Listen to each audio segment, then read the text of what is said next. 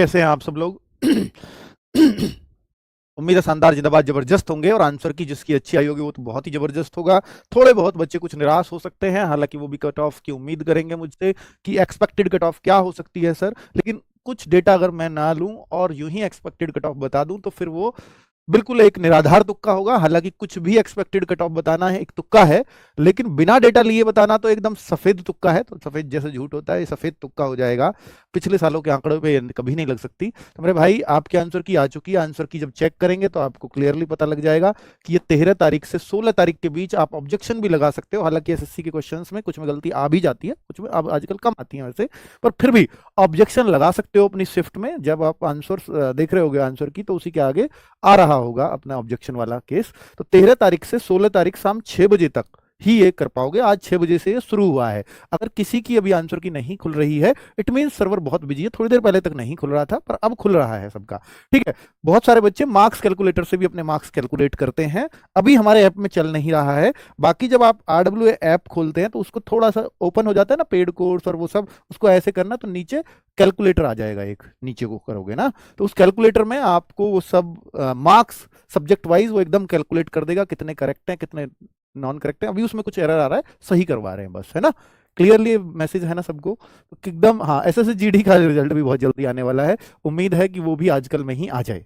आज तो नहीं आएगा क्योंकि दिल्ली पुलिस भी एसएससी जारी करती है। 2 रिजल्ट एक साथ मुश्किल ही होते हैं बड़े, तो शायद कल परसों में रिजल्ट देखने को एसएससी जीडी का भी मिल जाए। ठीक है, तो ये तो अभी रिजल्ट नहीं है, ये तो आंसर की है। आंसर की में आपका कितना स्कोर है जब आप ये फिल कर देंगे तो मैं एक आपको गूगल फॉर्म, मतलब वो तो एक सेल्फ कैलकुलेटर है, आप अपने मार्क्स वैसे भी कैलकुलेट कर सकते हो 1 बाय 1, लेकिन आप कैलकुलेटर से कैलकुलेट करना चाहते हैं तो वैसे भी कर लेते हैं। आपके पास और भी बहुत सारे कैलकुलेटर्स होंगे।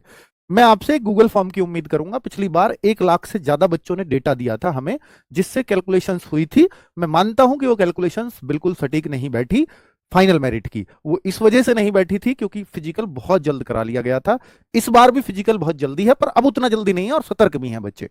ठीक है, अब पहले से ज्यादा सतर्क है इस बार। तो मेरे भाई कितने आपके मार्क्स बन रहे हैं वो सब इस आंसर की में डाल, इस गूगल फॉर्म में डाल देना। मैं लिंक पिन अप करा रहा हूं कमेंट बॉक्स में। नेम है, जेंडर डलवाया है, कैटेगरी है, एग्जाम डेट है, exam shift, correct question in math. मैंने हर सब्जेक्ट के करेक्ट क्वेश्चन इसलिए डलवा रहा हूं ताकि देखिए पहली बार शिफ्ट वाइज नॉर्मलाइजेशन होने जा रहा है। इसको नॉर्मलाइजेशन नहीं कहेंगे, इसको इक्वी परसेंटाइल कहेंगे। और इक्वी परसेंटाइल जब हम देखेंगे ना तो शिफ्ट वाइज बच्चे सेलेक्ट किए जाएंगे, शिफ्ट वाइज। ये एसएससी का, अगर दिल्ली पुलिस में देखेंगे पिछली बार ऐसा नहीं था, इस बार ऐसा है। अगर कोई शिफ्ट हार्ड आई है आसान आई, इस बात से फर्क नहीं पड़ता, लेकिन इस बात से फर्क पड़ेगा कि ये आपकी किस्मती और बदकिस्मती हो सकती है कि आपकी शिफ्ट में सारे ही कमजोर बच्चे बैठ जाएं तो एक कमजोर बच्चे का भी सिलेक्शन हो जाएगा, और आपकी शिफ्ट में सारे ही होशियार बच्चे बैठ जाएं तो फिर आपको बहुत मेहनत से उसमें सिलेक्शन लाना पड़ेगा। हो सकता है उसमें वो एक शिफ्ट में वो टॉपर आ जाए और इस शिफ्ट में वो सबसे नीचे वाले में भी ना आ पाए, ऐसा भी हो सकता है। पर ऐसा इत्तेफाक कोई, मतलब 1000 लाखों में से कोई एक केस ऐसा हो सकता है, बाकी ऐसा कभी नहीं हो सकता कि एक शिफ्ट में सारे होशियार बैठ जाएं, एक शिफ्ट में सारे कमजोर, वरना एक परसेंटाइल कभी काम में नहीं आता। ठीक है, तो आप ये उम्मीद करके चलेंगे कि हर शिफ्ट में हर लेवल का बच्चा होता है, तो इक्वी परसेंटाइल मेथड भी ठीक है, जिससे कोई भी मतलब इग्नोर नहीं कर सकता कि भाई हाँ, क्योंकि हम नॉर्मलाइजेशन में भी ये झीकते ही रहे हैं कि यार ये गलत तरीका है, लेकिन सुप्रीम कोर्ट ने भी कहा है भाई अब इसके अलावा ऑप्शन भी क्या है, कुछ तो करना ही पड़ेगा अगर मल्टीपल शिफ्ट होती हैं तो। ठीक है, तो इसलिए आपको एक्सेप्ट करना चाहिए। और इक्वी परसेंटाइल नॉर्मलाइजेशन से ज्यादा ठीक लग रहा है देखने में। बाकी आगे जब इसके रिजल्ट्स आएंगे तो पता लगेगा, है ना। तो ये रहा category, exam date, exam shift, correct math में और करेक्ट सब्जेक्ट वाइज कितने क्वेश्चंस हुए हैं आपके। एवरेज स्कोर आपका RWA के मॉक में अगर आप देते थे तो कितना आता था, प्लीज उसको जरूर भर दीजिएगा, जिससे हमें एक आइडिया होता है कि बच्चे के कम आ रहे हैं मार्क्स मॉक स्कोर से ज्यादा है। ठीक है, मार्क्स आफ्टर नेगेटिव क्या है, और फोन नंबर आपका मांगा है, और RWA का योगदान अगर आप लिखना चाहो कि आपके इन मार्क्स में RWA का योगदान एक पॉजिटिवली रहा है, कितना रहा ये नहीं, कुछ बता दें कि वहां उस लाइन को लिखेंगे तो हमें ज्यादा अच्छा लगेगा। अगर कुछ टीचर्स के लिए लिख सकते हैं, RWA के लिए लिख सकते हैं, तो हम उसको पढ़ते हैं। स्पेशली टॉपर्स का तो जरूर ही पढ़ेंगे। तो मेरे भाई इसमें प्लीज सबसे रिक्वेस्ट है कि इसमें कोई भी फेक डेटा भी भर सकता है, तो फेक ना भरें, वैसे भी हमें वो छटनी ही करना पड़ता है, फिर बाद में कर लेते हैं हम छटनी पर।